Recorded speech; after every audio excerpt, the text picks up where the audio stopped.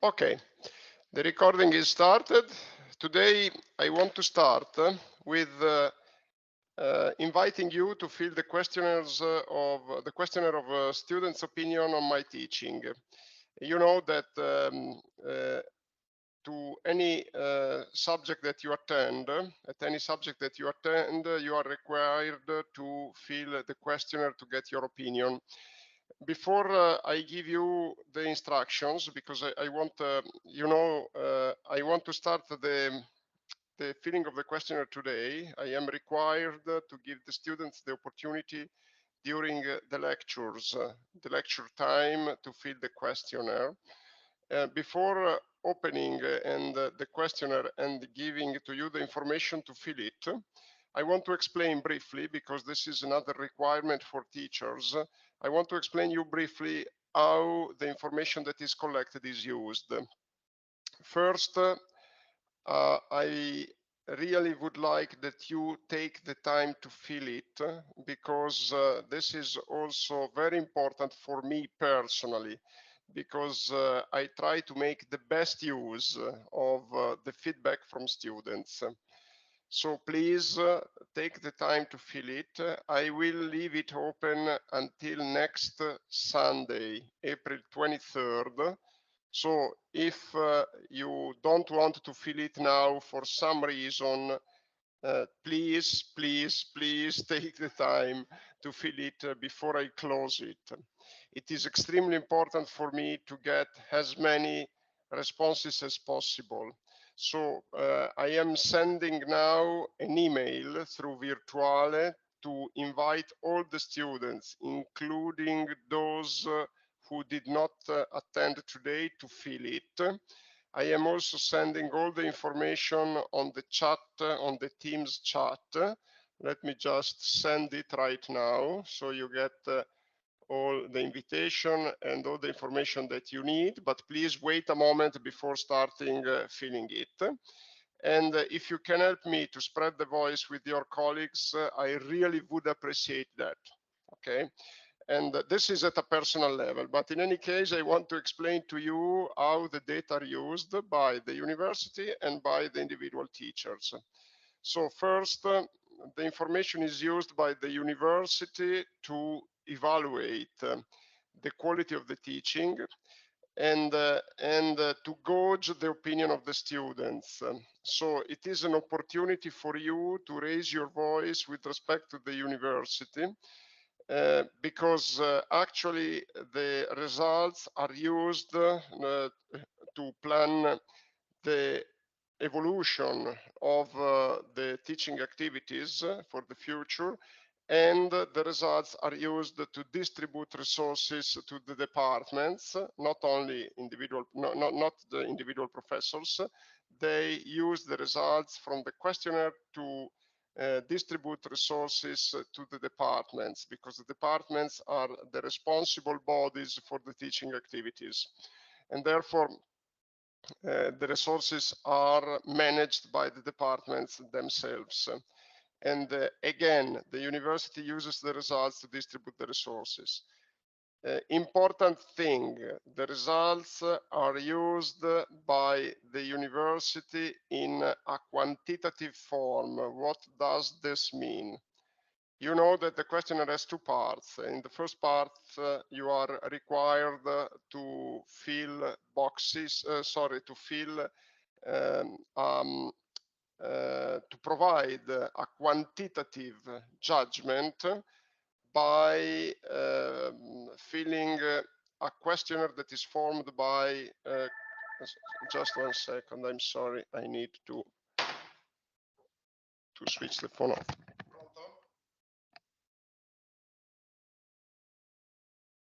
Mi scusi, sto facendo lezione, grazie, buongiorno.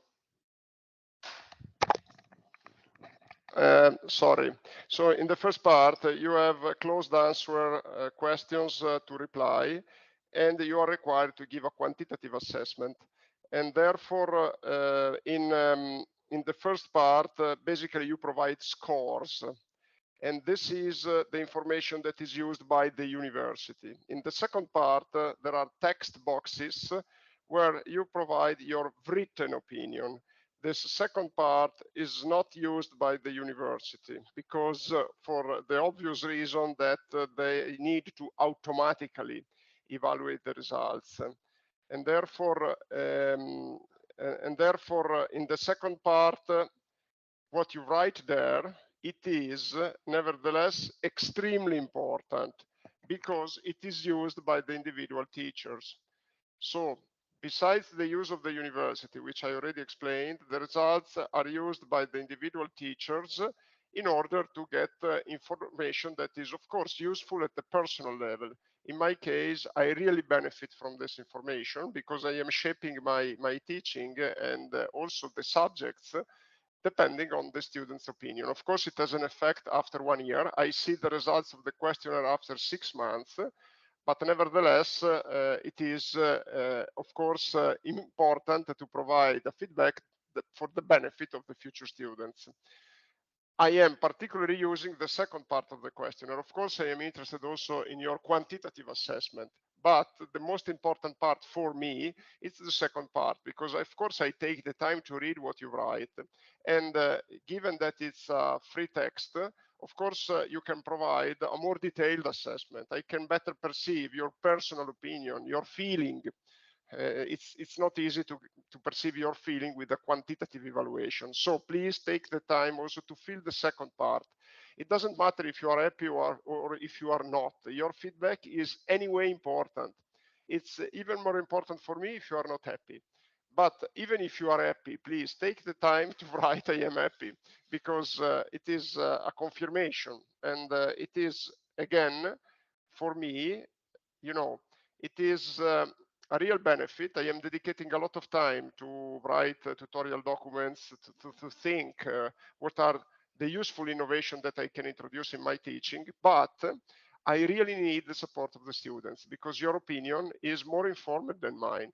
Of course, I know the literature, I know, but on the other hand, you know better than me the boundary conditions, how the job market works, and you are many and many. So I mean, many and many opinions are more important. They count more with respect to one single opinion. Okay. So if you have any question, I am willing to answer. Otherwise, I give you now 10 minutes to fill the questionnaire. Or let's say one more thing before you start. Besides filling the questionnaire there, and you have the code in the chat, keep in mind that this is a questionnaire that goes to the university and I see the results after 6 months. Besides that, I would be really pleased if you took the time to fill the questionnaire. It's analogous, but with a little bit different questions that it's available on Virtuale. I show you where. So let me share the screen and let me go to, okay, now the screen is shared. Let me go to Virtuale here.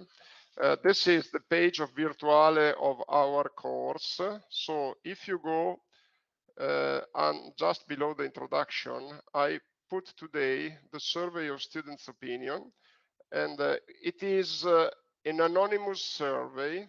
It's absolutely anonymous, but the advantage is that I get it right now as soon as you fill it.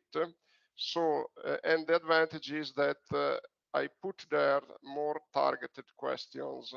Again, this is completely anonymous. If you want, I can show you what I see.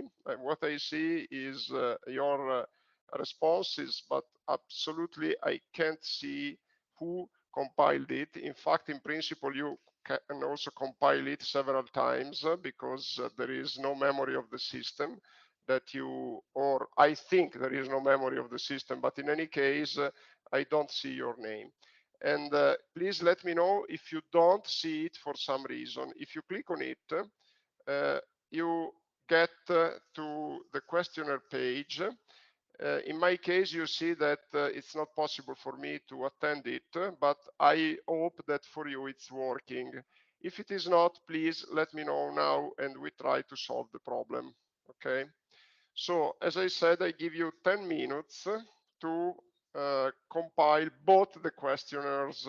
And if you need more time, just let me know. It's 9:30. I think I can switch my micro off, and I keep my camera, but I switch my micro off. But if you have any question, I am listening to you.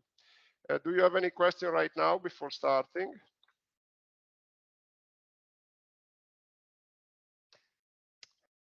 Good, thank you. And if you have any question, please step in.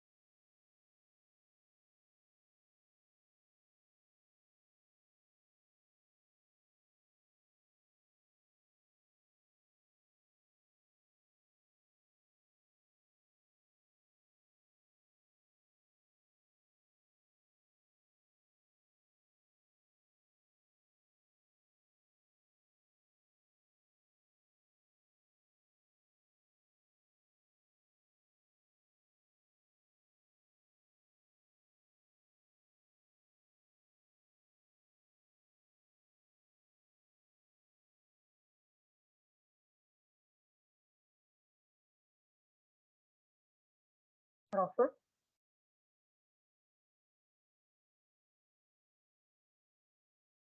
Sì, mi dica. I'm answering to question 9 of your questionnaire, your personal Okay, questionnaire, yeah. and I'm I sorry. can't Yeah. write more than a few words. Okay, let me just see. This is strange. Few, what do you mean by few? Very few or? let, 4 words. just let me see. Uh, uh, uh, uh, uh. So, 1 second. Question 9, you said. Okay. Yeah, let me see. 9 is, do you have any suggestion? Okay. Ah, okay. Okay, let me see. Maybe it's only my problem. I don't know.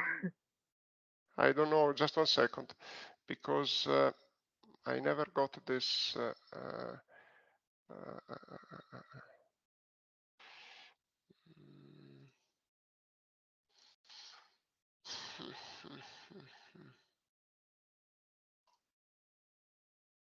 Okay.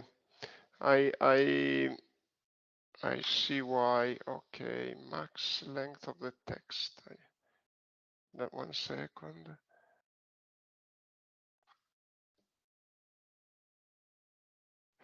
Okay, I am expanding it now. It should work. I hope. Let me see. So I put it to 200 characters. This is really strange. Okay, and let me see.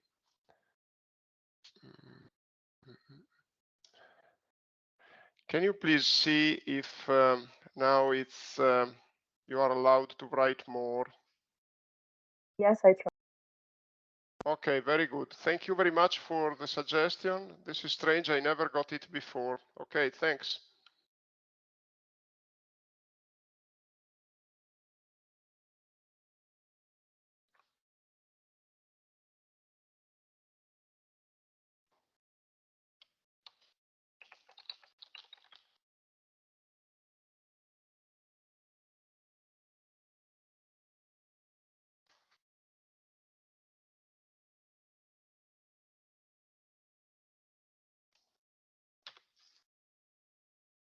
I see the bar to fill in longer, so probably it works. Yeah, I think yes, it should because I expanded to be sure also the width of the bar, but it should work. And let me see because.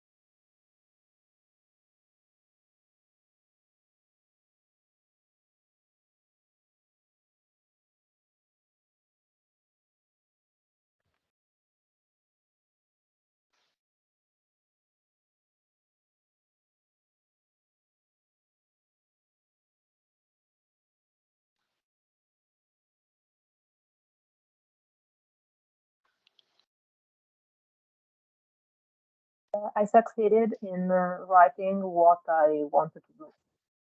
Okay, I am checking because I don't see the names of the students, but I should get your reply.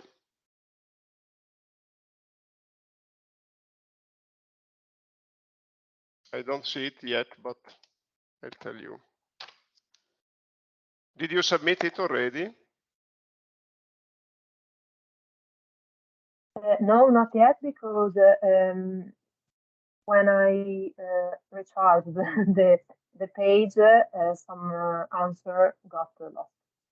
Okay. So I'm replying here. Yeah, no problem.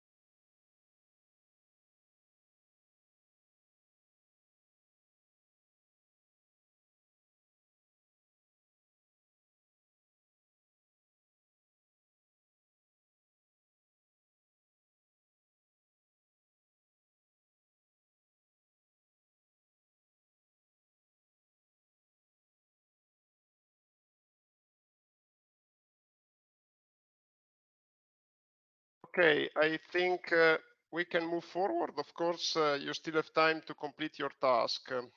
It's, as I said, the questionnaire, the formal one, the one organized by the university, will remain open until next Sunday.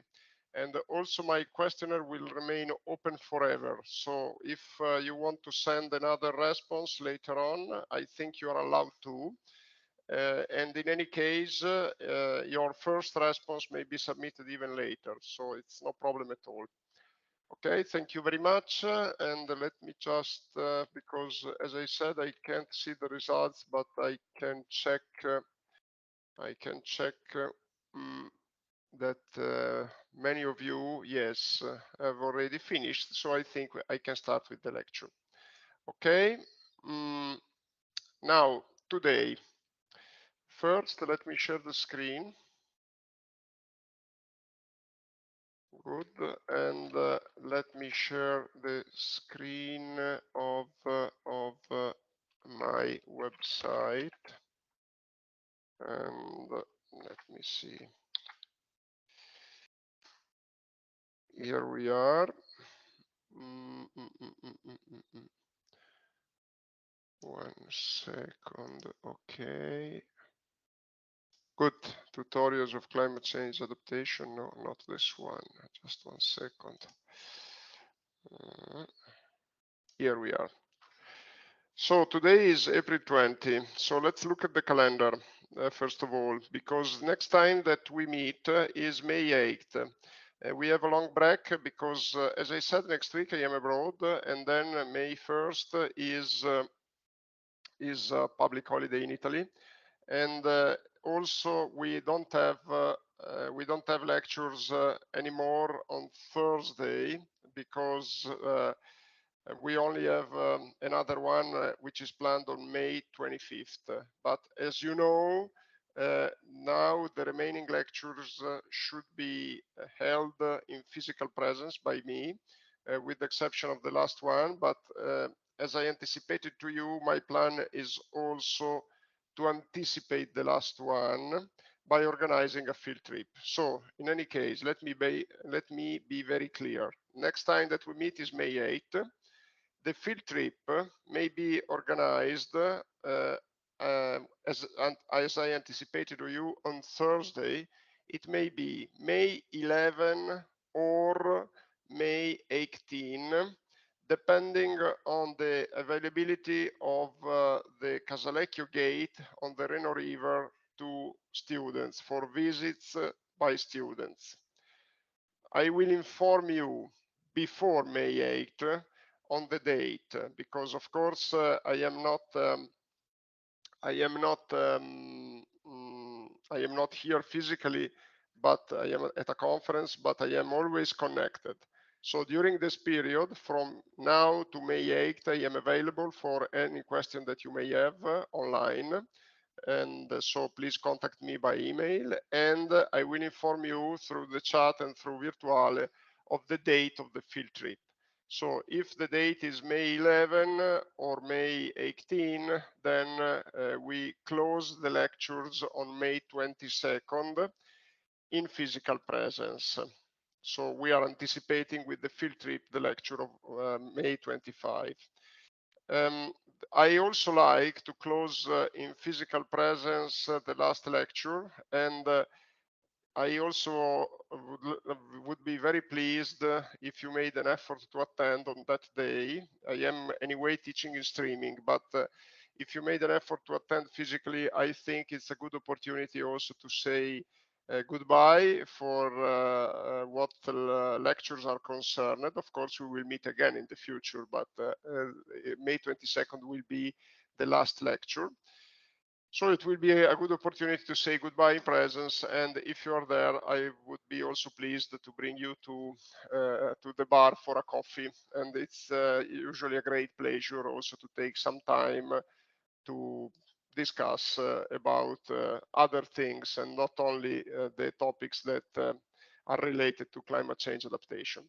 So today, once that the plan is clear, if you have any question on the calendar, let me know. I also would like to remind you that I think on May 2nd, the subscriptions to the exams will be open.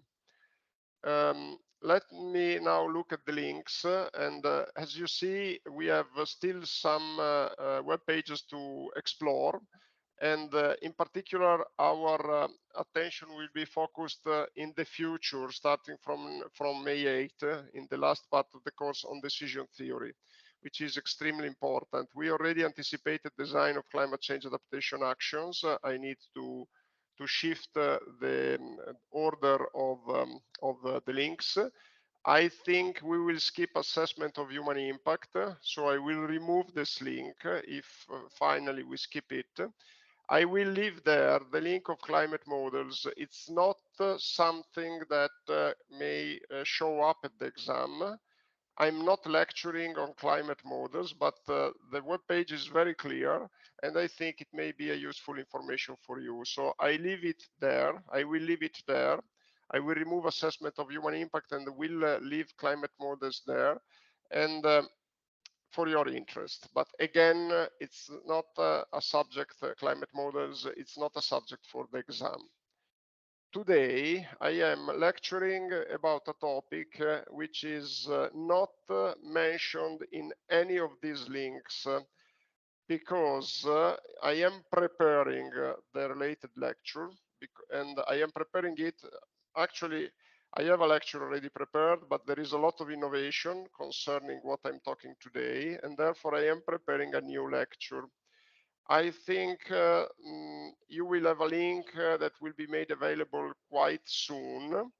But in any case, what I am lecturing today, I anticipate what is the subject, is nature-based solution for climate change adaptation, is not a subject for the exam. You will find no questions at the exam related to what I'm lecturing today.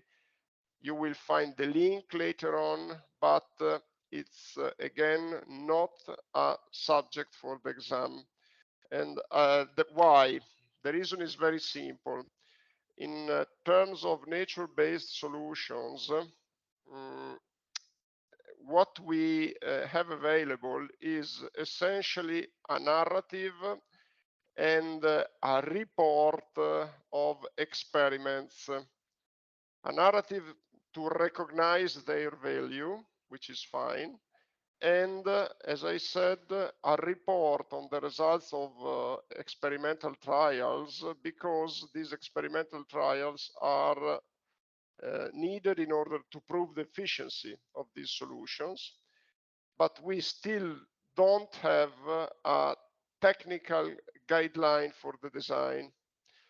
The result is that this is a topic that is still not in the domain of engineering. And this is why I prefer not to include any question in the exam for these solutions for this topic. However, you understand that the topic is extremely interesting because we are talking of natural strategies, natural methods to get to target. The target is climate change adaptation. By the way, as you may know, I'm sure that you know, nature-based solutions are also much used for climate change mitigation. So indeed, the topic is extremely interesting. It's extremely popular. It's evolving. It's still evolving. And the downside is that we still lack guidance for the practical application of these solutions.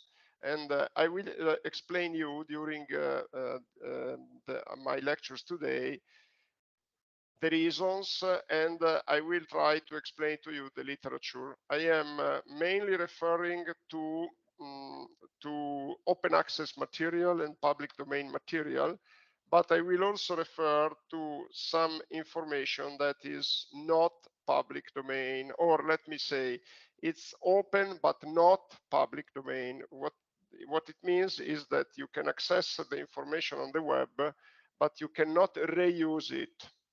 So this is another reason why preparing a lecture on this topic is a bit complicated, because as you know, I am committed to use only public domain material in my written documents. Okay, now let me open a Word file because I want to use a Word file as my Blackboard today. Just 1 second, I need to put it on the right screen. 1 second, I'm sorry. For some reason, I'm not succeeding in putting the document in the shared screen. Just 1 second, let me close it and let me try to open another one. So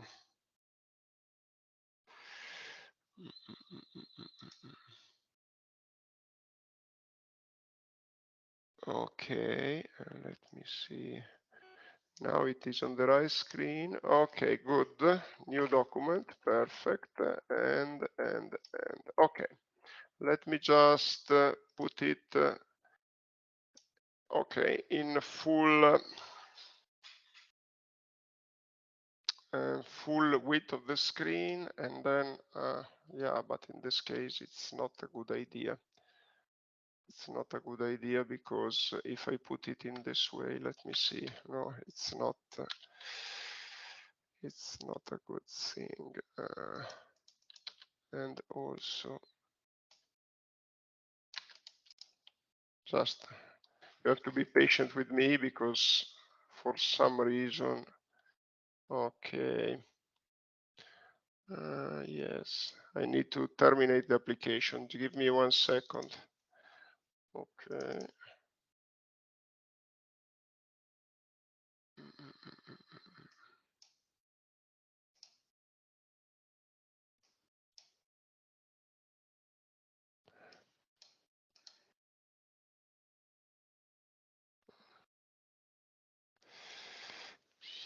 Okay, okay, okay. Okay, let's keep it this way. Perfect. And so, climate change adaptation, as you know, the solutions for climate change adaptation can be divided in 2 categories. So we have a first category, which is just let's look here. First category, which is given by structural solutions. Let me just change the language to English so we don't. Okay, we don't get the red underline. Structural solutions. So structural solutions are, for instance, if we talk about flooding, risk of flooding, structural solution are levees, and another solution is dams. Another solution may be in terms of structural detention basins. And detention basins are like dams. They have the same functioning. They store flood water, but they are placed in the downstream part of rivers, while the dams are usually placed in the mountains. These structural solutions are a traditional solution. Traditional solution means that they have been historically used. For instance, the levees in Italy were used since the very ancient times. The Etrurians were the first who built levees along the Po River. Other structural solutions are drainage systems, like in urban areas, you have a sewer system which acts as a drainage system in order to bring rainwater away. And these are structural solutions for flooding. Okay, so here I put flooding. In terms of heat waves, another risk, you may have another solution which is given by cooling systems, and or another structural solution may be maybe heat-proofed buildings. So it is a solution that is frequently adopted nowadays. We try to adopt walls that are more offer a greater resistance to the heat in both directions, so they can save heat within the building during the winter, and then can take the heat out of the building during summer. These are the structural solution. The downside of the structural solution is the environmental impact, in a few words. And then we have a second category. The second category is given by the so-called nature-based solutions. And your colleagues on Monday gave the example of the green roofs in order to reduce the heat island effect. So the example is green roofs or green walls, etc. And so these, or let me say, for flooding, nature-based solutions are very popular. What I want to point out is that these are not new solutions. So in Italy, nature-based solutions for flooding have been applied starting from a long time ago. We are talking about the 19th century in order to protect people from flooding. And these may be, for instance, structures built with wood. So if you think at check dams, for instance, these are structures that are built with natural material. In Italy, these interventions were called, since a long time ago, ingegneria naturalistica, so natural engineering. So these are not new solutions. On the other hand, their application has been very frequently rare, or let me say, has been rare. Very frequently rare is not a good spelling of it, of the concept. So why they have been applied rarely? The reason is that, as you can understand, they are more costly. It's relatively easier to build a structure than to use natural material for building the same structure. And the cost has been, in most of the cases, a downside. And again, the downside has been that it is much difficult to design these solutions. If you design a dam, if you design a bridge, if you design a structure, we have a consolidated theory to support the design, which means that we can use, we have also the results of our experience, the results of lab experiments. We use material whose behaviors are very well codified. When we use bricks, when we use concrete, the behavior of the material is well codified. It's a material that is frequently granted for homogeneous. So we know the property, we know the resistance. When we use woods, when we use natural material for building a structure, the behavior, the resistance, the technical properties of the natural material are less codified. And therefore, you understand, the design is more difficult. This is still a problem of these solutions, as I anticipated just a few minutes ago. And therefore, you know, in some cases, we are responsible for what we design, and we need a kind of assurance that the structures will resist to the forcing, because these are structures that, in case of failure, they may originate a damage that is even higher than what we would get in absence of the structure. So it is indeed important that when we design them, we operate in safe conditions. we are conservative. We adopt a conservative design. And this has been another reason that has frequently represented an obstacle to the application of these solutions. In order to give you an example, let me see if I can find some nice pictures of nature-based solutions that have been applied in Italy a long time ago already. Let me see. Here it is. Okay, I want to show you this technical report. It's in Italian, but we are interested in the pictures, which shows it's published by the regional administration of Piemonte, also Piedmont is called. There are nice pictures. Here you see a wall which stabilizes an hill slope, a very steep hill slope close to a road. Usually we use concrete for building these protections. In this case, they used a woody structure. And let me show you, this is again a stabilization of an hill slope by using natural material. You see boulders at the bottom, and then woody structures, and then we put a grass coverage which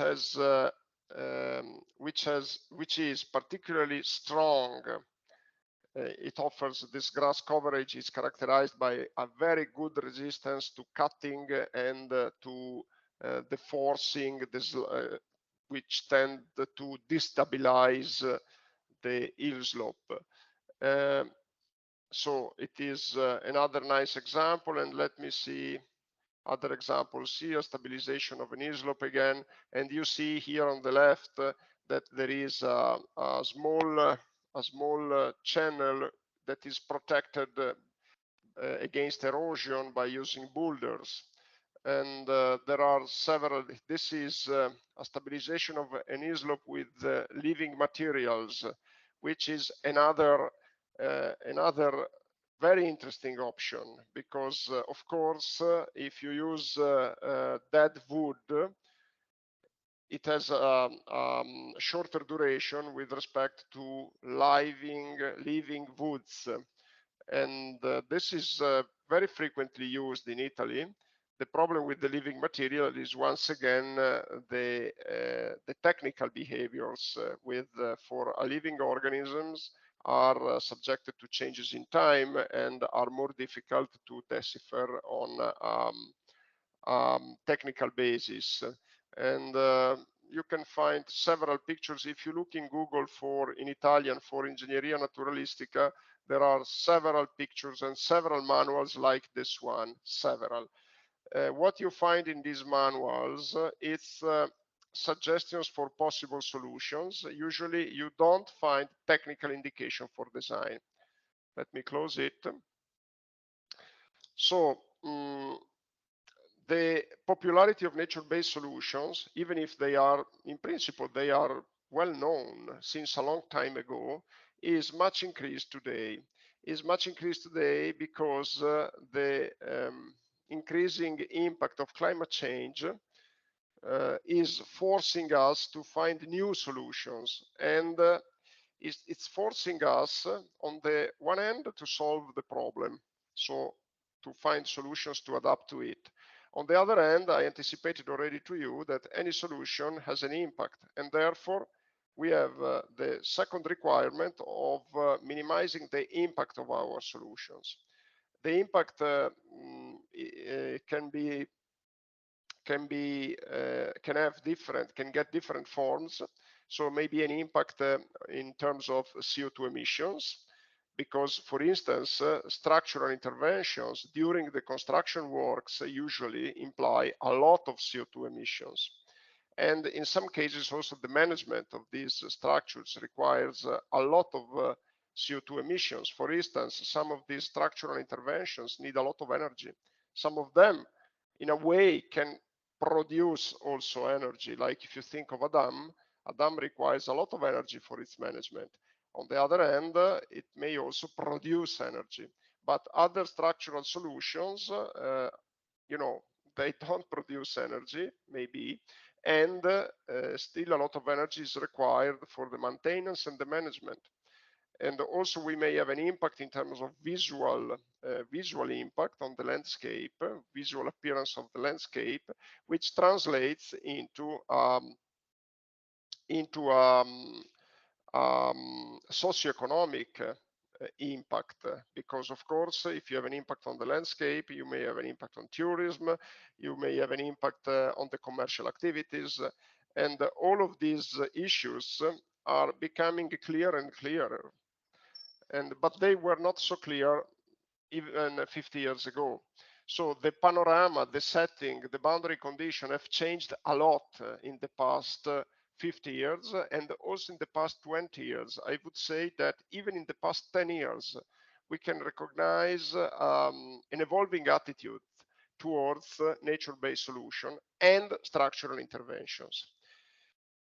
Because on the one hand, we realized already, I would say 30 years ago, the strong impact of the structural solutions.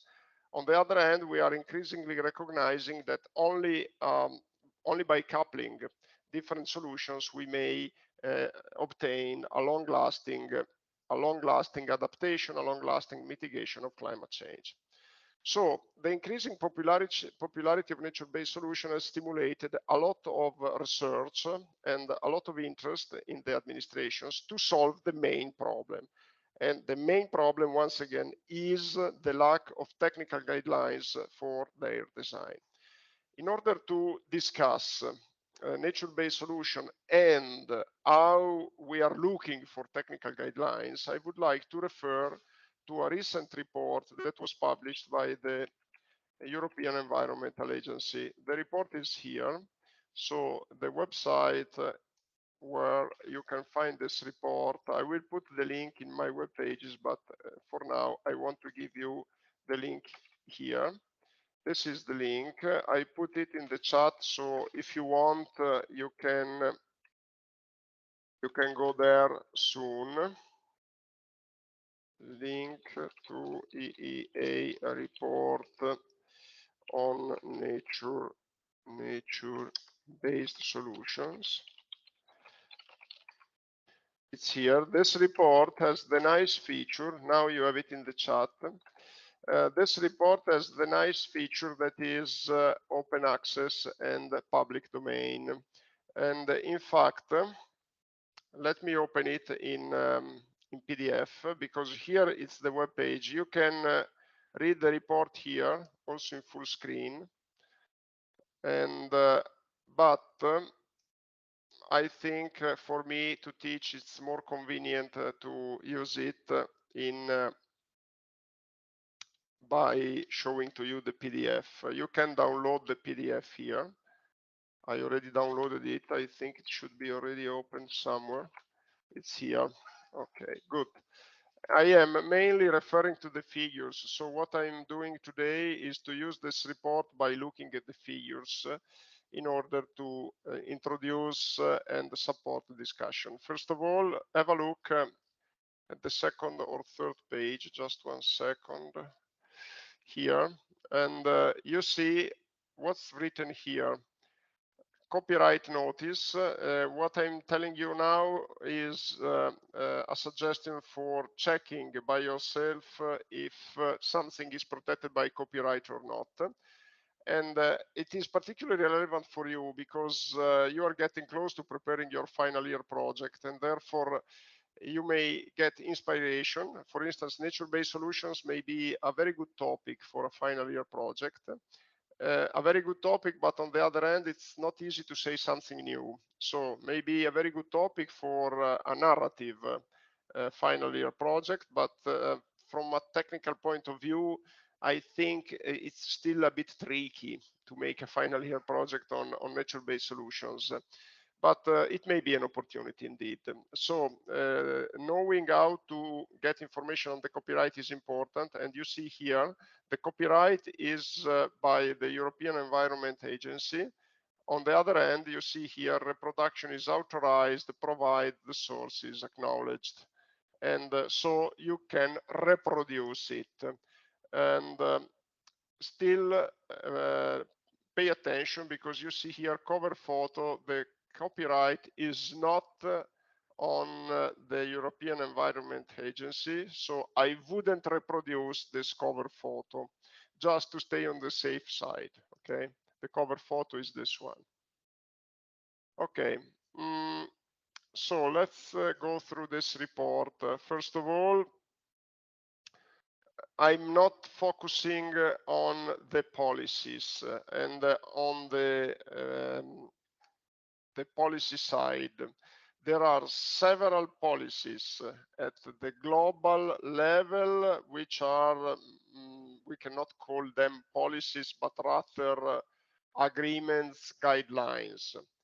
There are policies, and we can call them policies at the European level. You know that the policies of the European Union have to be adopted by the member states, and they are not laws in force, meaning that the policies of the European Union does not imply forcing rules for the member states. They have to be adopted, which means that if the member states don't adopt them, they get fined. So there is a fine that is issued by the European Union, which may imply that some funds by the European Union are not distributed to those countries who do not comply, who do not follow the European policies, the European deliberations. But this means that they are not laws. The European Union only says that the member states are required to include in their laws in force the policies suggested by the European deliberation. But if the member states do not do that, there is no consequence other than fines or lack of funding. This is important to be taken into account, because in this way we can understand how the policy settings, the setting works. On the other hand, we have also national policies, and these national policies are effective as laws in force, and very frequently are derived from the European policies, because the member states took the suggestion by the European Union to include the European policies into their policy system. So I'm not discussing anymore about that, because I don't think this is really important in terms of technical behavior of this solution. It's only important for implementation, because of course when you have policies, it means also that you may have economic support for realizing these solutions. You may have heard of the European Green Deal. The European Green Deal is a policy that is providing funding to member states to support the application of nature-based solutions. And it's particularly aimed to reducing carbon emissions, but it also implies actions to reduce, to adapt to climate change, to reduce the natural hazards. I'm not talking about policies, and I'm just focusing on examples of nature-based solutions. Some of them you already know. Examples and technical features. This is my focus today. So let me go to move forward to a figure. This report has a first part, which is an executive summary, and we can skip it because I'm not really interested in the executive summary. It's here. The only thing which I wanted to focus on in the executive summary, by the way, this figure is repeated later. It's this figure, which explains in very few words what is an overview of nature-based concept to climate change adaptation and disaster risk reduction and their related EU policy sectors. So, for what concerns biodiversity, biodiversity is regulated by a strategy for 2030 and a strategy on green infrastructure. Biodiversity is extremely important for climate change adaptation because if we want to get the benefit that ecosystems can provide, we have to make sure that ecosystems are healthy. It's not possible to get full benefit from an ecosystem if an ecosystem is not healthy. Now, this seems to be obvious, but on the other hand, it's not so obvious that health of an ecosystem is related to its completeness. And completeness means that there must be an equilibrium in there. And biodiversity is fundamental to ensure this equilibrium. I want to give you a very simple example. In the Italian mountain regions, there has been the equilibrium, the natural equilibrium has been compromised in several ways. And in particular, in terms of biodiversity, there are some animal species which are completely disappeared. Now, to give you an example, we realized some years ago that the decrease of the population of wolves in the mountains in Italy has provoked an increase of the population of deers and small deers. The increase of population of deers has been recognized as a huge problem because if they get too numerous, they get sick. And this kind of sickness can be transmitted to the human population. And this is a very simple example in very poor words. So what we realized is that we had to reduce the number of deers and small deers. But you know how to do that. You can do that in several ways, but in several ways through human action, like increasing hunting and so forth. But it was recognized that the most efficient way of reducing the population of deers was to reestablish their predators, including wolves.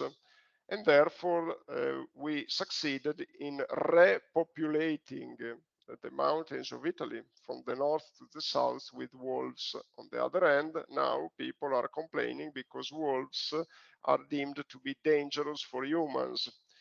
So, I mean, and a similar story is now very popular with the repopulation of bears in the Trentino region in Italy. You know the story, and it's on any newspaper in the last 20 days.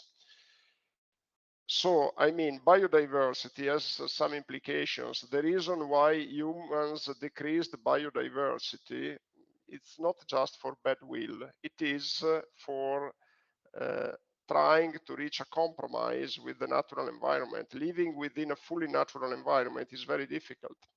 It's very difficult because there are many hazards. On the other hand, when we transform the natural environment in order to reach a compromise with it, we cause an impact, and the impact in turn may damage the human population. So finding the right equilibrium in terms of biodiversity is not easy. But what I want to say basically is that if there is a reason related to mitigating the human impact if we reintroduced the wolves in the mountains in Italy, is not just because we like wolves. There is a reason behind that. And when we say saving biodiversity, promoting biodiversity, we always don't take into full account and the media don't present fully what are the implications of it. It's not an easy problem. Okay, forests. There is the forest strategy. Forests are extremely important for many reasons. For protecting against floods, for capturing carbon from the atmosphere. On the other hand, if we increase the forests, there has been a reason why forests have been decreased to gain space for agricultural areas, not just for getting space for cities. The big reduction of forests has been done not for urbanizing the areas. It has been done for getting room for agriculture. Now, if we increase the forests, it means that we decrease agriculture, and decreasing agriculture means decreasing the gross domestic product and therefore requiring a social cost. And this is not easy. Land use and forestry, there is a regulation, a policy regulation on land use. In the terms of water, there are two important directives. The Water Framework Directive, it was issued, it's a European directive, it was issued in 2000. What is the scope of the Water Framework Directive? To make sure that the quality of water body is improved across Europe. Water bodies are groundwater bodies, rivers, lakes, and seas. So the Water Framework Directive set out a series of policies and constraints to limit the diffusion of pollutants in water bodies. And the Water Framework Directive is very restrictive with targets that are very severe. And the reason is clear, we know during these months how droughts represent a risk, how much droughts represent a risk. And this risk needs to be reduced by also recovering polluted water. And there is also the Floods Directive. The Floods Directive is another extremely important directive. It was issued in 2007, so 15 years ago, and 16 years ago.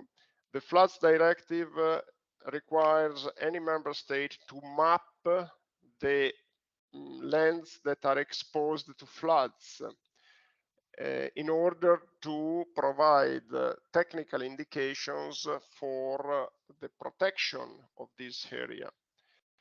Regarding agriculture, there is a common agricultural policy by the EU regarding climate change adaptation. There is the strategy on adaptation to climate change and the national and European plans.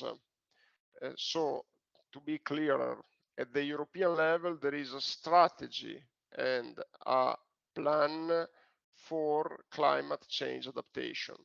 And these strategies require member states to adopt national strategies for climate change adaptation and a national plan for climate change adaptation.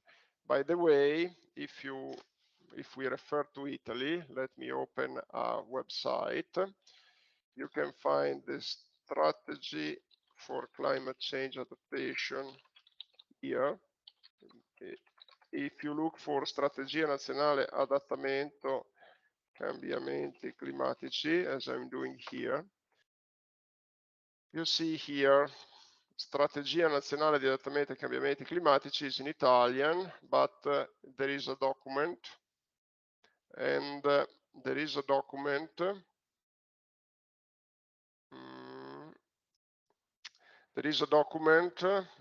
It's called SNAC, and here is the document. It's composed by a report on the state of our knowledge on the impact and adaptation, to climate change. There is an analysis of the European policies and the national policies, and there is a document. I participated to the preparation of this document, and I have a comment on it, which I will show you soon. And the strategy has been implemented with the national plan.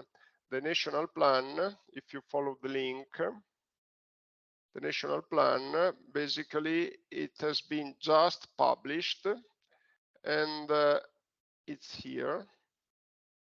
A plan should suggest solutions, so it's directly interesting to us.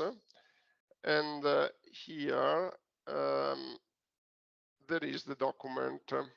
And it has been, as I said, just published because it has been finalized in December 2022 and published, I think, 1 month ago. And in compliance with the Italian national laws, when a national plan is published, it has to undergo under a public discussion. And I think here it's the public discussion should be, no, this is the document. The public discussion should be linked somewhere. And I made a comment on the public discussion because I think that if you look at these reports, also at the European level, once again, you find a list of solutions, you find a narrative explaining why they are important, but again, we lack technical guidelines. And in my comment, I raised the issue that in order to get these technical indications, we need to make experiments and to try to put this solution into practice and to look at the results. This is the first step, experimentation. And the experimentation can be done also in the lab or can be done with practical real-world application. And still the information regarding these experiences, these experiments is not systematic, is not organized. So there are results that are reported by the international scientific literature, results that are reported by local administration or national administrations. And what we need is to put together our knowledge and to organize it systematically, because the usual way in engineering, we find technical solutions, we provide technical indication, is by looking at the results of experiments, at, like when we build houses, we build on our experience gained in the lab, experience gained with the practical realization, and experience learned through mistakes. And so there is nothing wrong in what we are doing with nature-based solutions, but our experience and the scientific method suggests that the results of the experiments need to be put together, need to be synthesized, and then we need to build a model, to build a technical model, a technical procedure on these results. So we are still not there with nature-based solutions. We are still in the stage where we are making experiments, and what we need is to put them together. And then we need further research to derive technical indication, technical guidelines. This is the essence of the story and the essence of my lecture today. So how you can contribute to this? Simply by, not simply, but by trying to support this effort of putting the results together. I will show you some examples of results of experiments that are published, but still are not made accessible in a systematic way. Furthermore, very often you notice that you find the results published, but they cannot be reproduced. The material is covered by copyright. This is a limitation because if one wants to put the results together, we need open access material, public domain material. This explains also why I am a fanatic of public domain. And so what you have to do in your professional career is, first of all, to be aware of the problem. We are all aware that nature-based solutions are useful. On the other hand, we still cannot quantify their usefulness, and therefore we cannot design them. how can we choose between a structural solution and a nature-based solution if we don't have a technical indication of the performances of a nature-based solution? Then it's clear that an engineer has to take the safest way, and the safest way is that corresponds to technical indication, to experience and technical guidelines. So if we are still missing the technical guidelines for nature-based solution, it's clear that we are not ready to implement them, and not for lack of will, not for, I mean, some kind of market interest. It's just because we are still missing this leap step forward, systematization of the results and elaboration of a technical guideline. Let me go back to the EEA report here, and let me go to the report itself. So there is an introduction, we are not interested, but one thing, this report, you know how to get it. If you are interested, this is, I think, an excellent reading to start. And then you can look for results. But this is, I think, an excellent reading to start. We are skipping this introduction, this rationale. This is not interesting for us. On the other hand, also, if you read this report, you will find several times the recognition that we have no technical indication, that the downside of the solution is to decipher its technical performances. You will find in several places this. And now let me refer to the next figure. And so first of all, let's skip the policy, as we said. Okay, so number 2, we skip it. I'm not saying it's not interesting. I'm just saying that it's something that we don't have time to explore today, and it's not related to our main issue, which is understanding what solutions we can adopt and how to decipher their technical features. So now, knowledge base, key messages. Let's try to focus on this. So what is the knowledge based? It's the state of our knowledge on the solutions, what solutions we can consider, and how they perform. Key messages. In reading this report, I find it very efficient, if you have a little time, to look at the figure and key messages. Okay, so let's start with the key messages related to knowledge base. Multiple climate hazards are occurring across societal sector and ecosystems. Fine. They require nature-based solutions that work across ecosystems and provide integrated responses across sectors. Fine. Nothing new.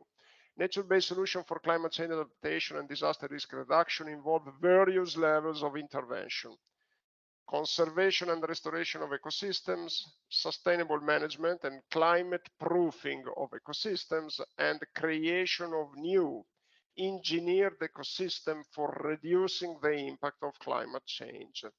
So it's not just re-establishing what was there before us. In some of the cases, we need to reach a compromise with the natural environment, as I said, and this compromise requires the creation of new engineered ecosystems. Nature-based solutions are multifunctional, providing many environmental, socioeconomic, and cultural benefits. This is perfectly true, and this is a big advantage with respect to structural solutions. In addition to increasing resilience to climate change, they support biodiversity conservation, human health and well-being, climate change mitigation, recreation and tourism, and job creation. This is true, even if there is to say that biodiversity conservation may imply side impacts, as I said before. And so it's true, but it's not so easy, because it looks like the nature-based solution are Columbus egg. Actually, they are not Columbus egg. They are not the uovo di Colombo. They are something that we know already since a long time ago, but with some downsides that need to be considered, and in some cases we don't have the technical instruments to consider them. Well-designed nature-based solution for climate change adaptation and disaster risk reduction that are based on participatory approaches and address multiple stakeholders' needs can be more cost-effective than gray solutions. What are gray solutions? Black solutions are it's a term that is used to identify the structural solutions. Gray are a mix, because we can have also mixes of structural and non-structural solutions. So this is true that they can be more cost effective if they are well designed. If nature-based solutions are well designed, they can be more cost effective. The problem is how to well design them. And in absence of methods, actually, the experience tells us that the cost may be higher. Climate change impacts may reach a magnitude that exceeds ecosystem capacity to adapt. Okay, this is fine, which means that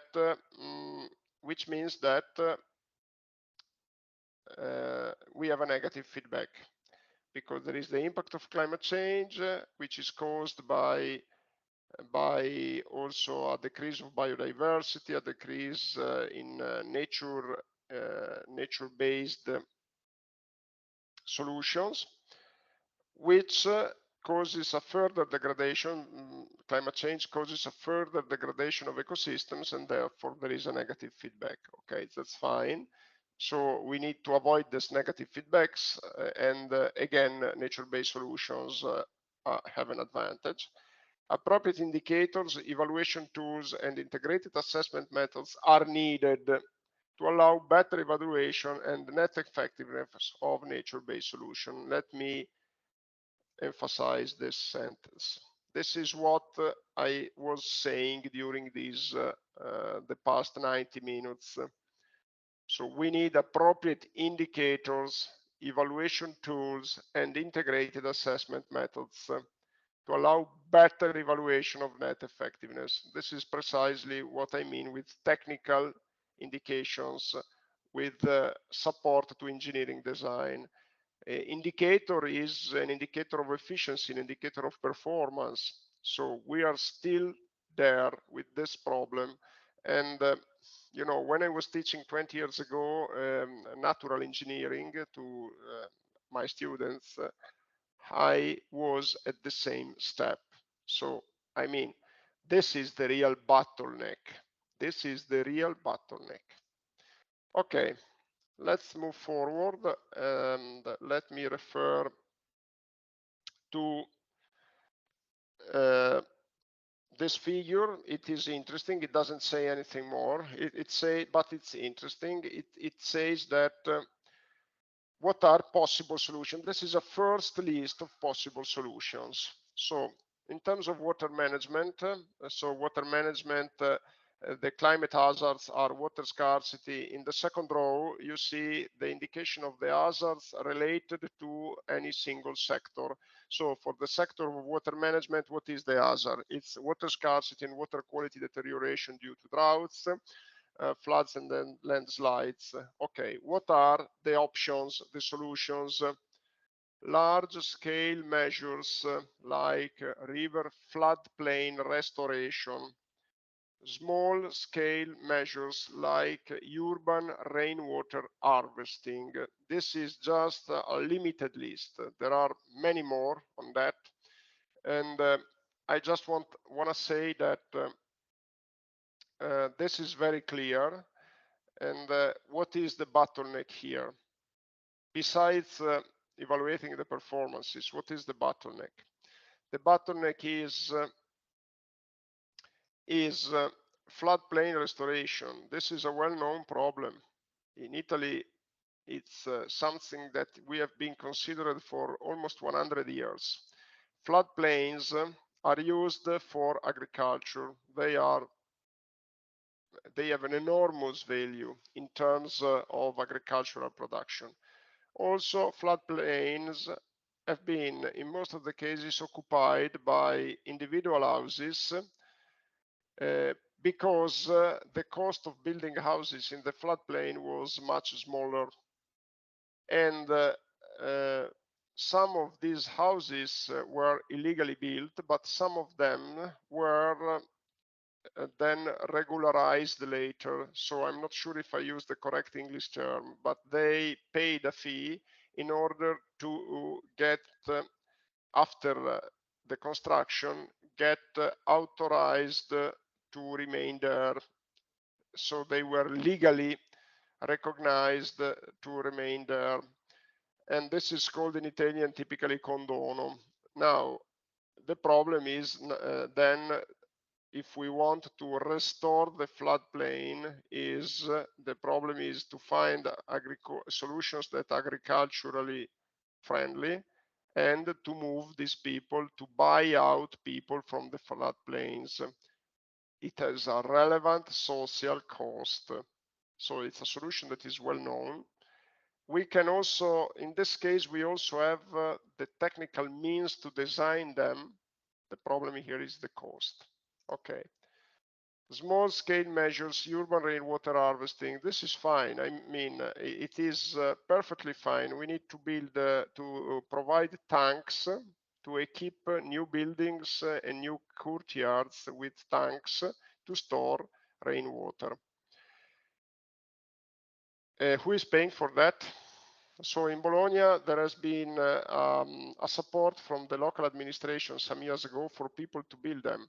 And also in Australia, after the long drought that they experienced in the first 10 years of this century, they got funding for building these tanks. Building these tanks, it's not so cheap, and maintain them is not so cheap. In Australia, what they realized is that indeed they are very effective in storing water for irrigating gardens and also for irrigating vegetable gardens. On the other hand, they found that a proper maintenance is the bottleneck, because if they are not properly maintained, the quality of the water stored there decreases. So this is, there is a lot of scientific reports on the Australian experience. Still, the results are not systematically analyzed. Okay. Before moving forward, you see that in the key climate hazards, in the key hazards related to climate change, the European Environmental Agency starts with water. There is a reason for that. And forests and forestry, okay, let's jump to the solution. Protection of forests, restoration of degraded forests, sustainable forest management. Tree diversification. Tree diversification is a key. You may remember the Vaya storm, the Vaya windstorm that occurred in the Dolomites in 2018 that caused the fall of several trees. It has been a very important, a very massive ecologic disaster. The main reason has been identified in the strong wind, for sure, but also in the fact that the trees were not diversified. And the reason is that after clear cutting of forests during the two world wars in the Dolomites, and especially the first one, they cut the forests in order to get the wood for surviving to the economic crisis that followed the war. So they clear cut a lot of forests, and then they recovered them by using only one species of tree, the red pine. And the red pine has very superficial roots. It's not very strong against winds. And if you have a forest that is composed by only one tree that is not strong, of course, the forest is weak. If you diversify the trees so that a strong tree is close to a weaker tree, then of course the strength of the forest is increased. So the Vaya forest, this was the Vaya windstorm, this was the cause of the very high impact.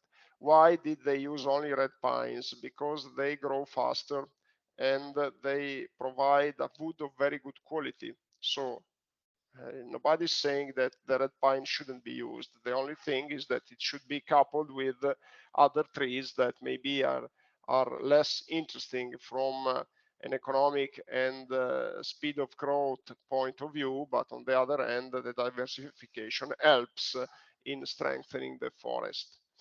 Okay, agriculture, improved soil and water farm management. Good.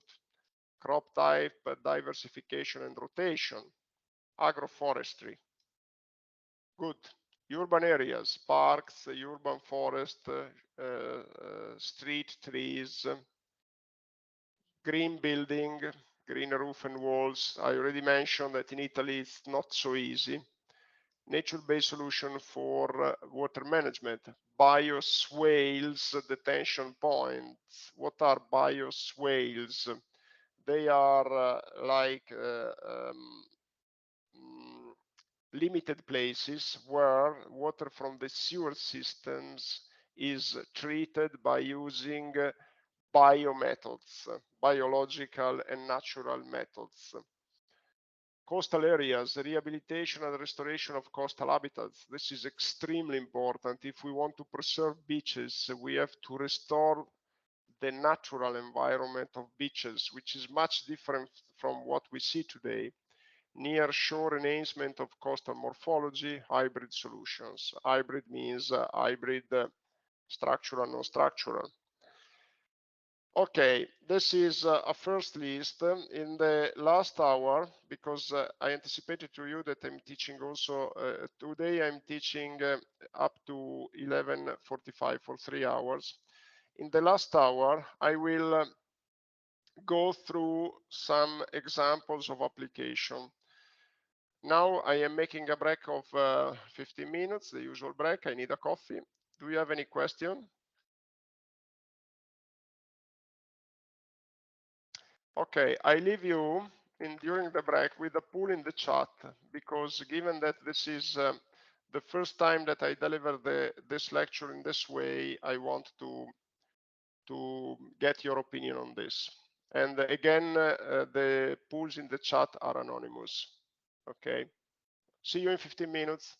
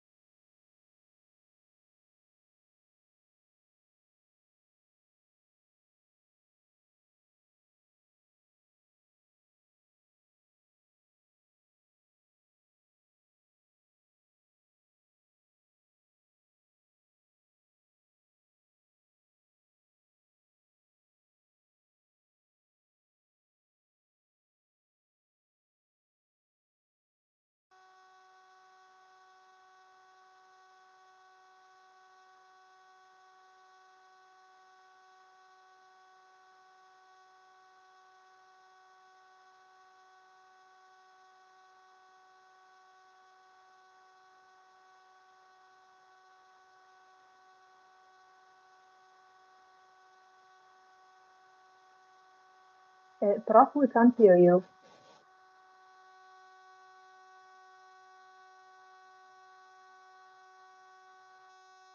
Prof, we can't hear you.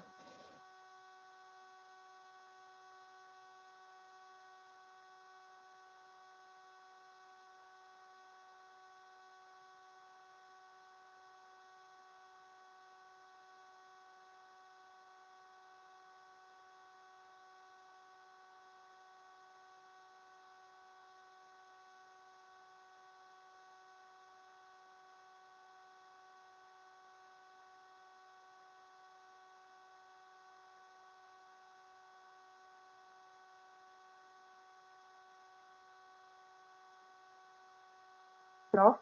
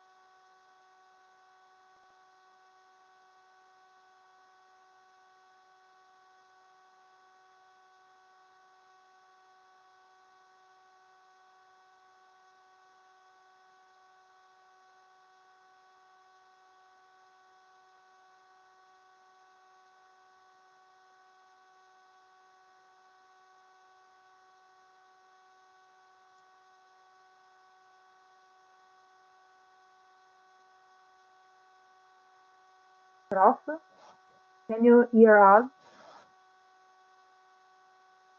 Il y a problème.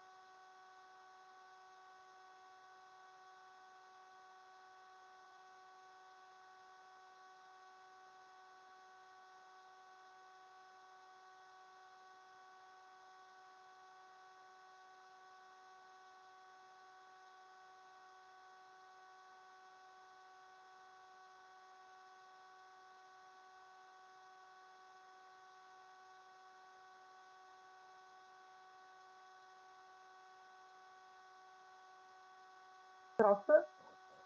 Prof.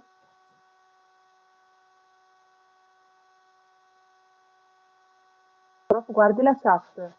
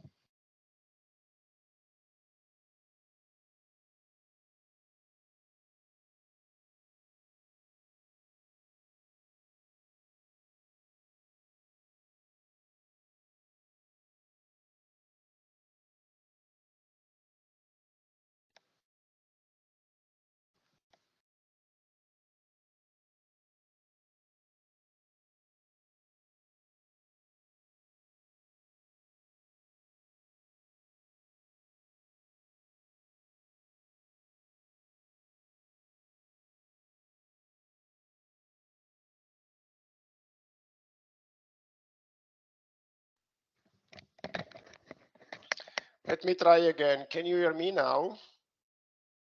Yes, now we yes. can. Thank you. Okay, I'm sorry.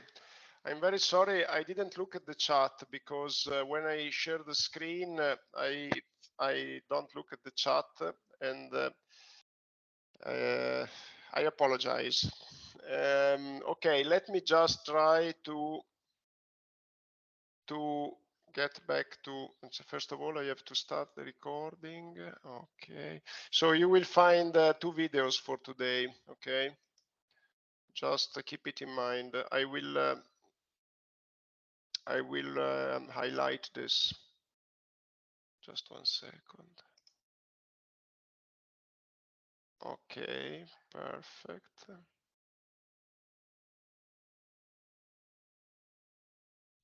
And let me share the screen.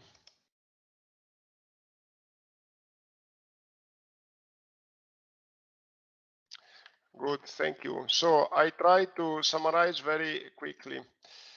First of all, when I started, I was a little bit behind here, and I talked a little bit earlier about this figure. I just said that it doesn't say anything more with respect to what we discussed. It's a more detailed figure that highlights the benefits with more details of each nature-based solution option and its effectiveness in addressing the specific impacts. So this is what I said about this figure, and then I passed to this figure here. So here, I want to start with providing you some examples. So after discussing in general the nature-based solutions and after discussing the main problems, I just want now to pass in this last hour to discuss in practice selected solutions. And then I will conclude with the way forward to make a systematic assessment of their performance. So now we are focusing on examples. This is an example which refers to Italy, and let me increase it and let me look at the chat again because I don't want to miss. Okay. This is a figure which refers to the Serchio River basin in Italy, where they use vegetation to create barriers to the river flow. And the reason why they create these barriers is to slow down the flow velocity. In this way, by slowing the flow, they keep the water in the river for more time. And what is the advantage of this? There is a first benefit in drought management, because if you keep the water in the river for a longer time, you increase the recharge of the aquifers. And therefore, if you get the aquifer in a better shape, aquifers are what allows us to cope with droughts, because during droughts, you have first a depletion of the surface flow, and therefore typically people go to groundwater resources, take groundwater resources and use them to cope with droughts. So a better recharge of groundwater resources is definitely a benefit. Second, you have also benefit during floods, because if you retain more water in the riverbed, there is less water that is delivered downstream, and therefore you decrease the risk of flooding downstream.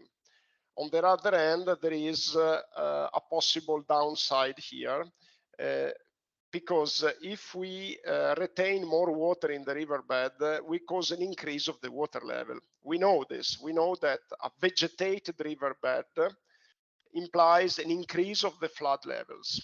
And therefore, you have to increase vegetation of the riverbed only where the flood levels can be sustained with a proper safety factor, which means you don't have to increase the vegetation of the riverbed. On the contrary, you have to clear the riverbed where during floods you have a high risk of overtopping levees. Therefore, this means that these solutions have to be rightly placed. They have to be placed in the proper location. And therefore, in this specific case, we have to use an hydraulic model or lab experiments to understand where, during a long riverbed, we have to put vegetation to lower the risk of flooding, and where we have to clear the riverbed to lower the risk of flooding. This highlights that there is not a unique recipe. When we cope with the climate change, in climate change adaptation, there is not a unique recipe. You just have to study with technical approach how and where to locate the proper measures, especially if the measures are distributed. Nature-based solutions are typically distributed. They are not local solution. Adam is a local solution. Alevi is a local solution. Nature-based solutions are distributed, and therefore you need a technical assessment of their effectiveness over a large context. So you understand that it's not easy. But this is for sure, the recovery of the floodplain is for sure a measure that is definitely interesting, is frequently considered today in the face of the many disasters in terms of floods that we have in Italy. But again, it has to be located in the proper place. You may have some knowledge about the disaster that we got in the Marche region last fall season. And in that case, the disaster was also caused by an heavy rainfall, but also by the fact that trees were the flood took trees from the floodplains, and the trees were floated by the flow, and in correspondence of a bridge, the trees basically caused the overtopping of the bridge itself, because the trees got stuck against the piers of the bridge and therefore caused the overtopping. So this is a case where the presence of vegetation during the river contributed to the disaster. And therefore you see the many phases of the problem and the technical difficulties in evaluating the hydraulic effect of trees, the hydraulic beneficial effect, but on the other hand, the strength of the trees against a flood, because they have to resist to the flood flow. Otherwise, if the trees are transported downstream, they may cause an increase of the risk itself. But this is a first example that we now analyzed in detail. Let's move forward. And the second example refers to forestry biodiversity. Let's skip it. And let's move forward to another example here, which is agroforestry. But I think there is an example of paludiculture in northeast Germany. This is paludiculture is interesting because this, in a way, tries to restore the natural environment in floodplains and in general in flat areas. The flat areas result from the filling of operated by rivers with sediments of previously marine environments, of previous marine environments, and in the natural conditions, these flat areas were covered by marshes. They were unhealthy, and they were drained in order to favor agricultural production. But in doing that, of course, biodiversity is decreased, and therefore we are discovering now again the value of wetlands in order to fight against climate change and adapt to climate change. And therefore, in some regions, we are recovering wetlands. So it's a cyclic process. We first drained these regions, and then we are partly recovering the wetlands in order to try to reach an optimal compromise. And this is another example, as I said, and also this example shows the complication of evaluating what is the right extension of these wetlands. And in this case, we need biological models in order to study not only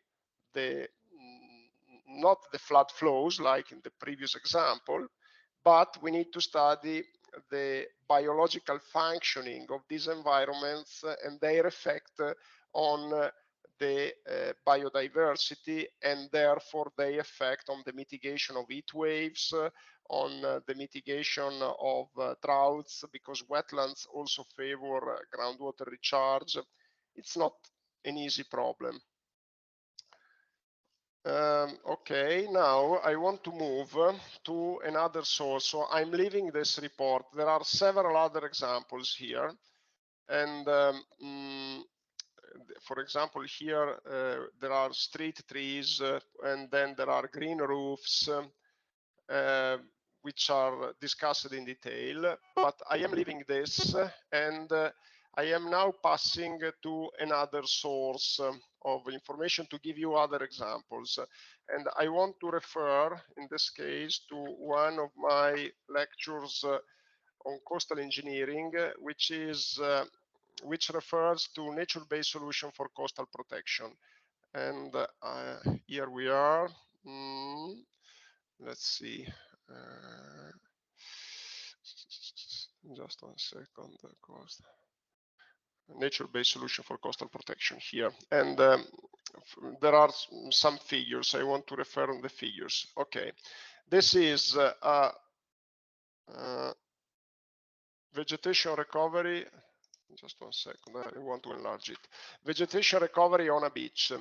So first, if you look at this beach, you can recognize the complexity of this environment. There is on one side there is the sea, and then there is the so-called swash zone. The swash zone is that part of the beach that is very close to the sea, and it's cyclically wet and dry because of the run-up of waves. There is the swash zone with no vegetation, of course, because where you have salt water, there is no vegetation, but still there is a lot of fauna there, a lot of living organisms, but no vegetation. And then there is a part that is usually dry, that is called the berm, which is just above the swash zone. It's a little bit higher. And the bar is the place where medium-sized waves get, and which means that it's usually dry. It's only wet during medium-sized storms, medium-intensity storms, wave storms, and the bar is higher because where the waves stop and start running back to the sea, they leave some sand.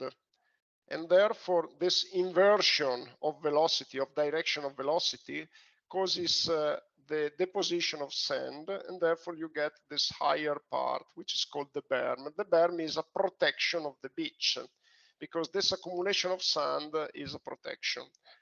And then you have the highest part of the beach on the left side, which is called the dune. The dune, it's usually not there in any touristic beach because it is removed. To see a dune, you have to go on the Adriatic Sea is fine. You have to go in a natural beach, in a free beach. And then typically you see the dune. The dune is caused by, again, the deposition of sand, which is operated by the exceptional storms, the exceptional waves. So the exceptional waves get to the top of the dune. And so the dune is a further protection of the land. And the dune is much higher, maybe like 10 meters higher. The fact that it's so high causes the retention of some fresh water during rainfall events.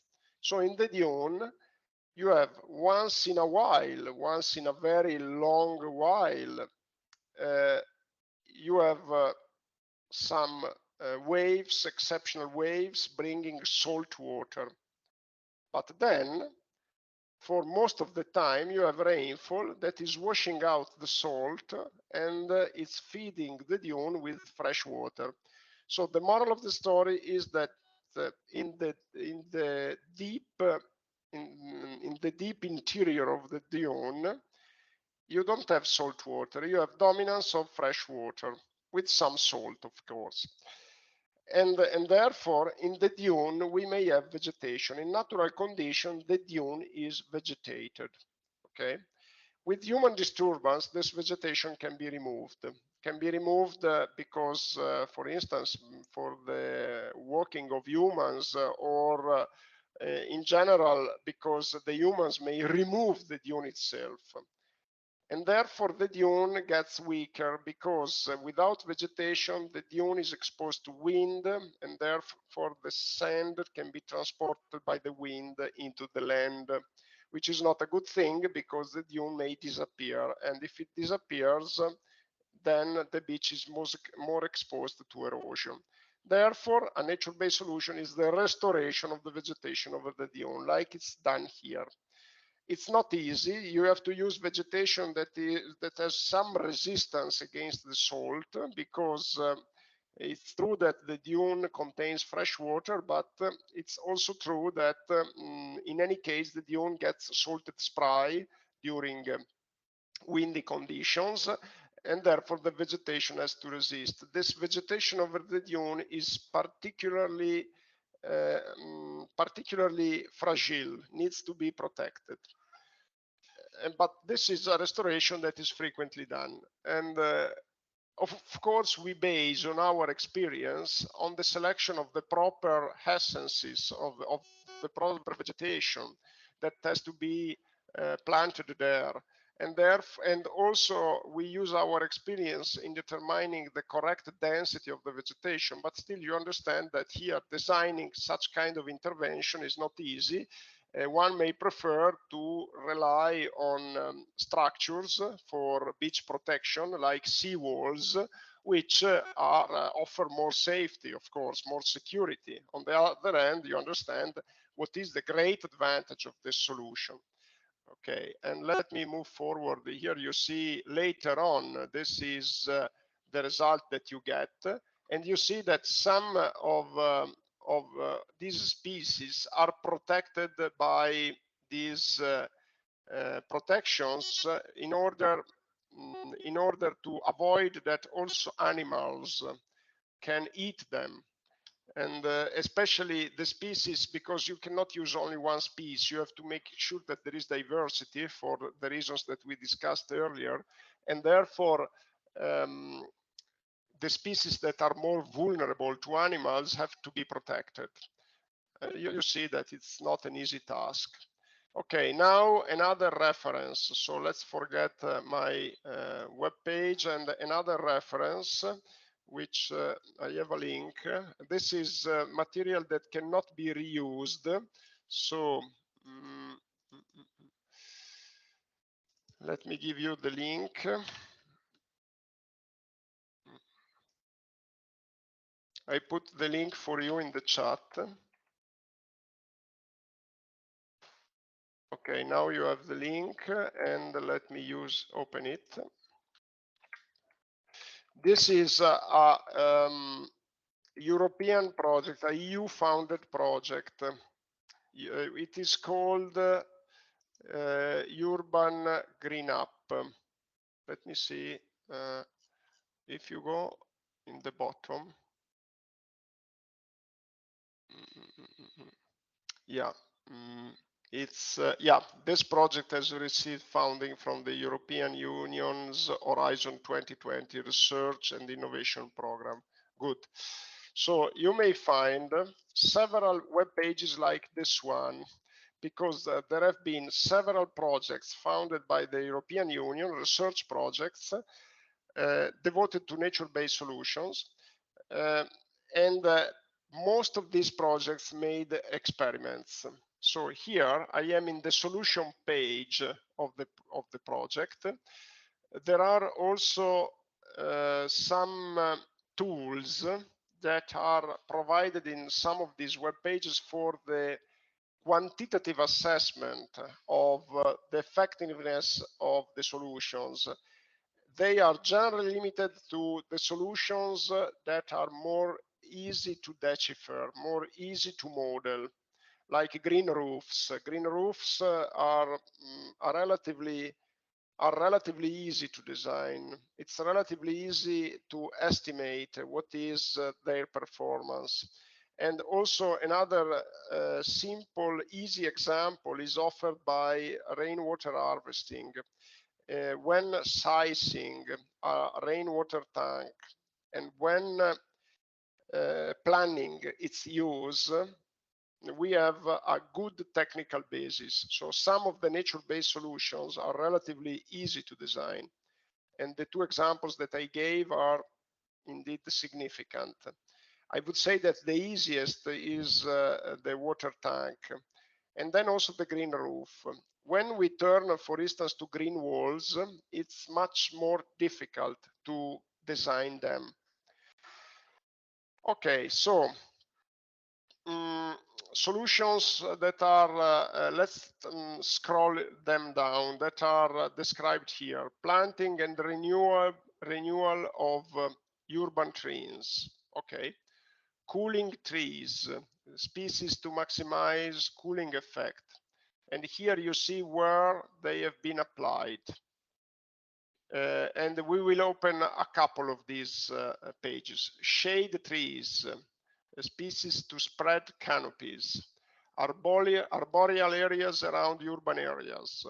Trees renaturing parking.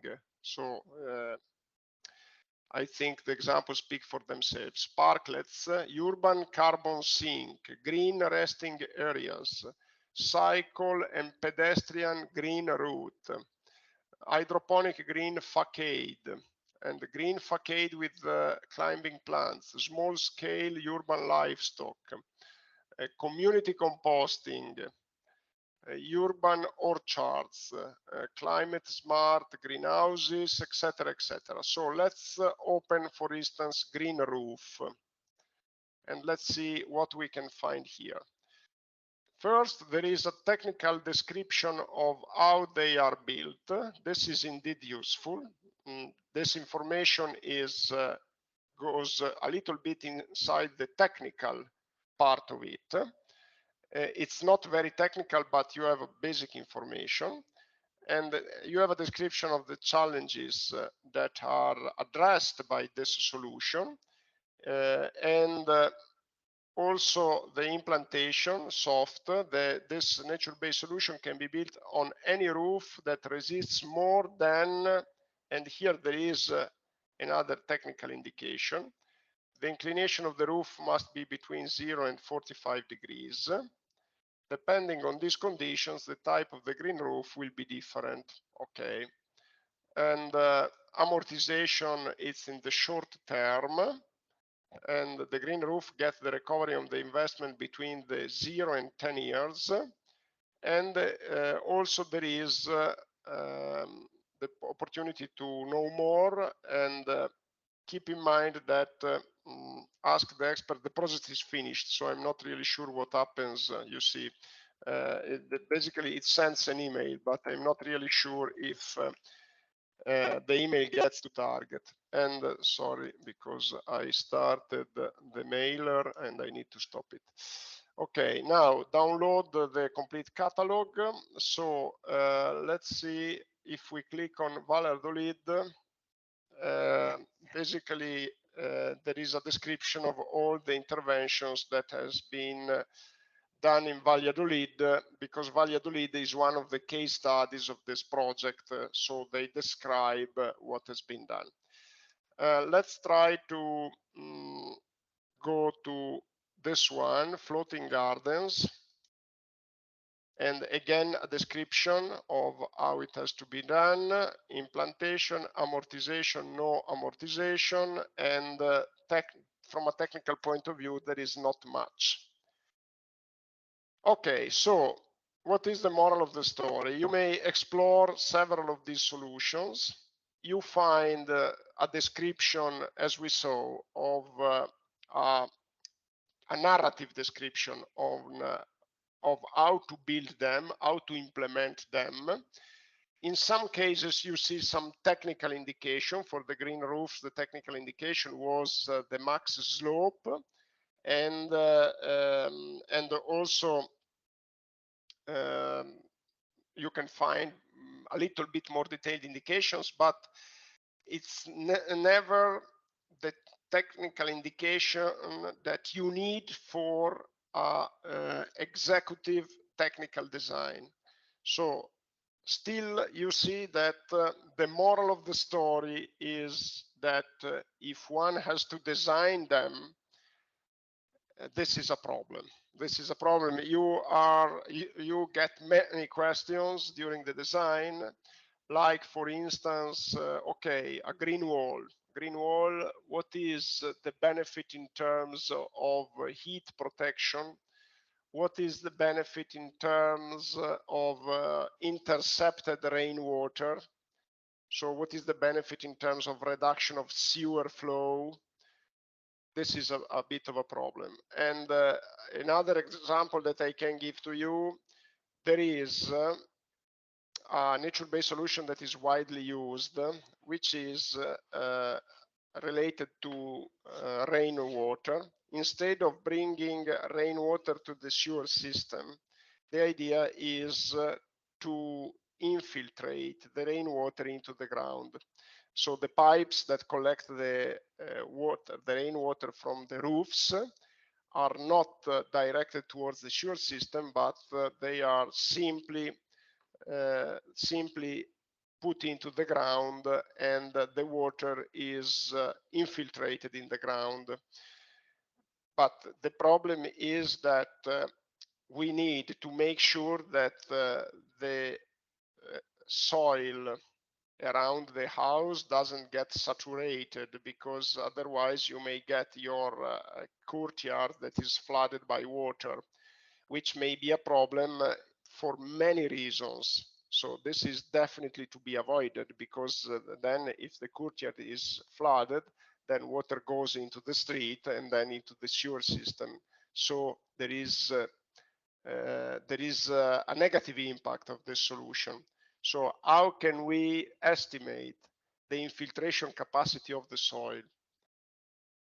How can we make sure that the infiltration capacity of the soil allows to retain the rainwater also during an extreme rainfall event? It is really a big issue. Okay, so let's try to make the final step. Is it possible to, how it's possible to move forward? How it's possible to move from no technical indication or very general technical indication to specific technical indications? This is not only a problem of engineering, it's a problem for the applicability of these solutions, because I mean, if we cannot design them, we cannot apply them. Now, at this stage, we need to get into the domain of research. And so if you look over the web, I am monitoring periodically the web, you may find papers like this one. I put the link in the chat for you because I'm now shifting to this paper. And let me put it into the chat. Okay, this is a paper on a scientific journal, and this journal has the nice feature of being open access and released under CC BY. And you see this work, let me just highlight it. This work is distributed under the Creative Commons Attribution 4.0 license. It means that you can reuse the figures provided you attribute them. So for instance, here there is a nice figure which provide an example of large scale, small scale, nature-based solution. If you make your final year project on this topic, you can reuse this figure, and under the condition that you specify the source, you attribute it. So this is a nice opportunity. So this scientific paper, which is titled, as you see here, Nature-Based Solution for Hydrometeorological Risk Reduction, a state-of-the-art review of the research area, is useful because, first of all, it's recent, it's 3 years old, and it is a review of the researches that have been done on the topic. When referring to scientific papers, keep in mind that there are a lot of scientific publication available, and they are not all available. So there are some, or let's say, sorry, they are not all reliable. Their reliability is varying. So, and we don't have black and white here. We have a gray scale. So we have papers that are highly reliable, papers that are less reliable, and papers that are in between. And it's not a straightforward task to understand if a publication is reliable. What you may do in order to identify reliability is to look at the journal impact factor. So, which is not, I mean, it's a very quick approach, it's a very expeditive approach, but it's the impact factor, it's not only it's not the only one indication of the reliability of a journal, but the impact factor is anyway a good indication. So let's look at metrics. I'm not sure if the impact factor is here, but in the metrics you see that this article is has been counting 13,000 views, which is okay. I mean, it's a good number. And let's see, there is the number of downloads, and so the geographical distribution of the views. So if you see that something has been viewed with a global distribution, it's an indication of reliability. And this is also the citation. Let's see, in the number of citation for a paper is another good indicator. So you may click on the Google Scholar. In Google Scholar, if you put the title, you get the number of citations and a lot of also additional information. And here you see that it got 200 citation. It's a good number. In 3 years, it's a very good number. And to give you an indication, it depends on the field, but when a paper has about 10 citations per year, it's a good paper. And in this case, it's a very good number. Google is it's overestimating the number of citation, but still it's okay. You may look at who cited it, and therefore you may look at the other papers who refer to it. And I didn't find still the journal impact factor, which is a good indication. Let me see. But if you go on the web page of the journal, you find also the metrics of the journal. And the impact factor, to give you an example in this field, if it is greater than 3, indicates a journal with a general good reliability. Still, what I'm saying, I mean, it's still not comprehensive. You have always to take into account that a journal publication is something that works in the realm of innovation, in the realm of scientific research. And one thing is scientific research, and one thing is technical validity and the technical application. And when you move in the domain of scientific research, you have always to consider that maybe it's something that it has not been technically tested yet. Okay, let's go back to the to the paper. So we don't need to read everything, but I think that there is one interesting thing that I want to highlight, and the interesting thing is a table in somewhere here. This one.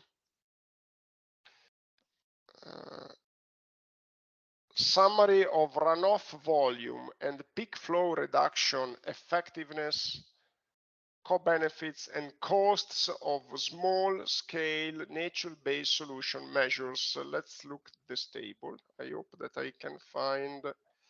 There is a XLS which can be downloaded. Let's open it. Okay, so here there is the measure, like porous pavement for parking areas, the reference, the paper who studied the effectiveness of it, the case studies, it means experimentation, area or volume covered by the nature-based solution, and the effectiveness in runoff volume reduction. So it's between 30-65%. This is great reduction. It's a great reduction. So what is presenting this paper is a series of experiments that have been done with nature-based solutions and give you an idea of their effectiveness. And so here it also provides an estimate of the benefit, economic benefit and cost. And a remark, so more effective in heavier and shorter rainfall events, etc., etc. Green roofs. Here you see peak flow reduction from 54 to 96%, which is, I mean, it's very relevant. And you get a lot of other information. Rain garden, vegetated swales, and vegetated swales, as I said, they help us to treat wastewater and to eliminate pollutants from wastewater. So this is another interesting action. Rainwater harvesting. This is in terms of water saves. You see 57% to 78%. Very good. Etc., etc. You have a long list. So this is what we are looking for. Of course, these results don't tell us yet how to design a nature-based solution, but, and I remove screen sharing, but these are indeed a very useful information. We can understand what if we can get to target with the nature-based solutions. Still, we are missing a further step, how to design them. And the further step, in my view, will be elaborated by trying to relate these performances to indicators of context, like the green roof allowed to obtain a 50% reduction, 50 to 90% reduction of peak flow. What is the reason for this variability? The reason may be that the green roof was less effective when the slope was greater than 0. Good. So can we find an analytical relationship relating the effectiveness in peak flow reduction to the slope of the green roof? This would be one step forward. But we need several of these indicators so that when I get to design, I can get a first answer like, okay, I am in Bologna with a certain climate. I have the opportunity to make green roof with a slope of 10%. And the roof is located in a very densely populated urban area. The building has some behavior, like height of the building is given by 6 floors, 25 meters. So how can I find, depending on these indicators, height of the building, density of the area, and slope of the roof, how can I relate these indicators to the performance? So I need an empirical relationship or an analytical relationship physically based that tells me what is the performance. And then I need other indications, which in my opinion are easier to get on the strength of the roof that is needed, like the indication that we found for the green roof in the last website that we saw.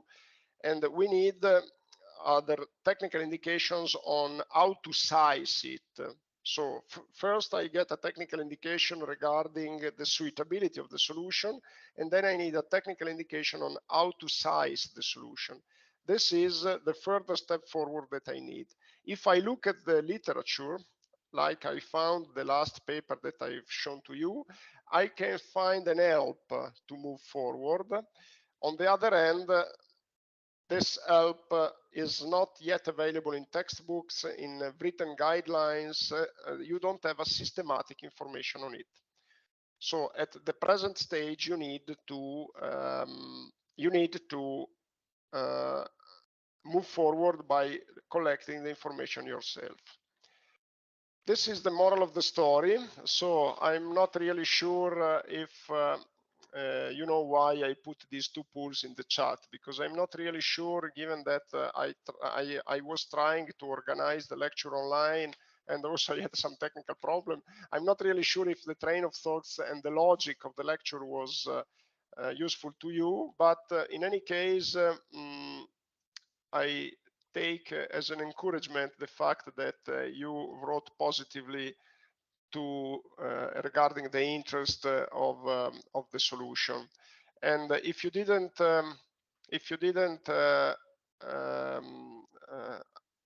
fill this pool, please take the opportunity to do it now. I need to know basically if you have any suggestion on how to improve it.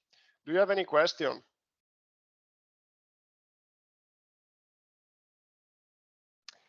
Okay, so I'm looking forward to see you on May 8th in physical presence and in streaming as usual.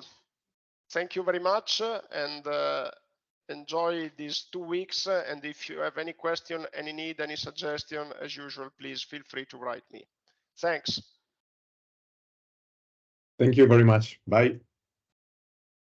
Bye.